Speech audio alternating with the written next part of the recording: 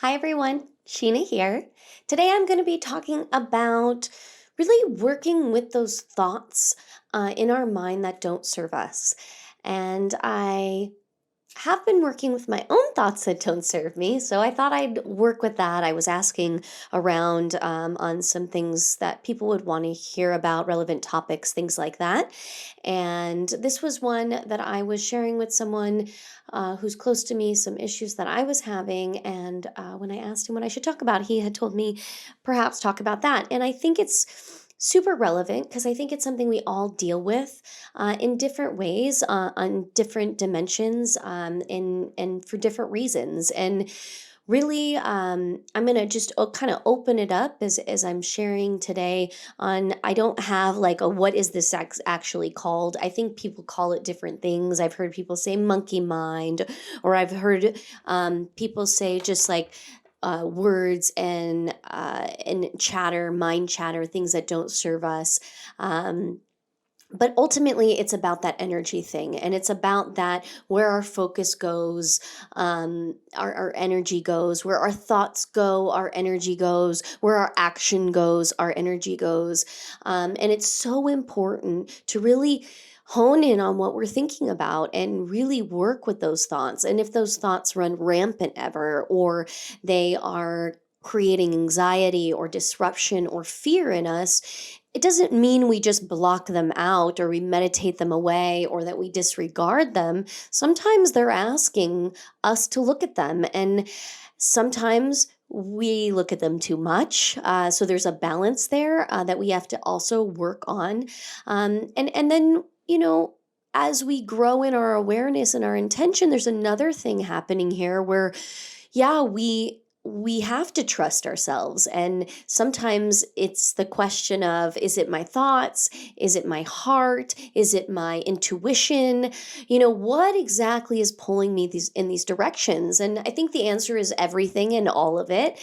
And it's a practice, as always, in getting to sort of creating our reality. So if we've been in a place where we have some patterns of thinking, patterns of behavior, patterns of being that haven't served us in the past, and we are working to change those, a lot of times it's that, right? It's our opportunity to shift out of those places by creating new intention, creating new thought, creating new patterns, creating new behaviors, and working in that space. And then the opportunity is when those times arise that we are challenged with extra thought or chatter or fears or anxieties, that we can look and say, hey, I get where that's coming from, but today I choose these. I trust myself. I move into this place of peace and grace and potential and empowerment instead. And that's a part of that process. I think another place where this happens is when we're learning a little bit more about following our intuition. A lot of times it's like, is it my heart saying something? Is it my mind, making up a story? Is it my intellect? And discernment making a good choice for me? And those are great questions because it can get confusing and it doesn't always make sense. And it isn't always the right way that we choose, but it's the learning process, right? It's the journey as we're going through it that we get to reflect on later. And that's where the information might lie. So yeah, it isn't always this perfect practice of like picking and choosing and understanding. And there's no surefire way for, someone to tell us, okay, or a book or a piece of information, or us to go to a psychic or whatever it is that we get our information from that tells us, okay, here's what you have to do. There's nothing really guaranteeing that's the right way either. And maybe there's also this other idea that it's all the right way, right? So there's a lot going on there as we have to navigate our mental sort of energy, our spiritual energy, and our heart energy in making decisions in our life and stepping into our potentials. And there are many different variables. I think another variable that we don't always pay attention to is like we are creating our reality. So a lot of times, yes, we have faith that we are going to get to those visions, but how we get there is not always so cut and dry, and we change that as we go along by our feelings, by our emotions, by the people around us, by our thoughts. It's shifting those realities. And sometimes something that we thought might look a certain way all of a sudden looks very different. And in that sort of different stage, we get some confusion, or we get some anxiety, or we get some fear that's saying, okay, wait, is this the right thing? Is this what you wanted? Is this the right way? And then you're, in that space where you're like saying, okay, well, which direction do I choose, or how do I move forward, or how do I feel about this, or how do I work to not feel this way about this, right? I know I'm saying kind of a lot, but I hope I'm kind of resonating with some of you out there as I kind of talk myself through this topic. I think that we always have to be grounded in our foundations. And I made a post the other day about, it's not so much about the goals anymore to me. And I have set out to achieve many goals, and I've set goals and achieved them, and I've not achieved goals. And I mean, that's something I've been doing my whole life. But as I grow in my presence, in my self-awareness, what I notice is it's a lot more about my values, who I want to be, how I want to show up in this world. And when I set those things for myself, as the ebbs and flow of life come at me, or I ebb and flow with life, or I change my mind, or I shift gears, or someone comes into my life and kind of turns things a little bit for me, or as an experience makes me think of something differently, and the sort of path and goal that I was going for shifts. It's a little less weird to change, the goals, or to shift the goals, or I'm more accepting of when the goals don't come out exactly as I wanted them to be. So long as I'm living up to my values and living up to that foundation that I set in, right? And so, without fully divulging maybe the situation I currently was managing recently, I think I can share a little bit about it with you. Is that I was kind of thrown aback by a situation that challenged me, that made me think about if the outcome that I was really hoping for at the time in which I was hoping for might change in a way that made me feel uncomfortable and scared, and something I didn't want, because I was reaching for something, or I am reaching for something to happen a little bit sooner, and this might change that outcome. And I think I was really focused on that. I was focused on that goal, focused on that time frame, focused on all the things I was excited to do once this sort of goal comes to fruition.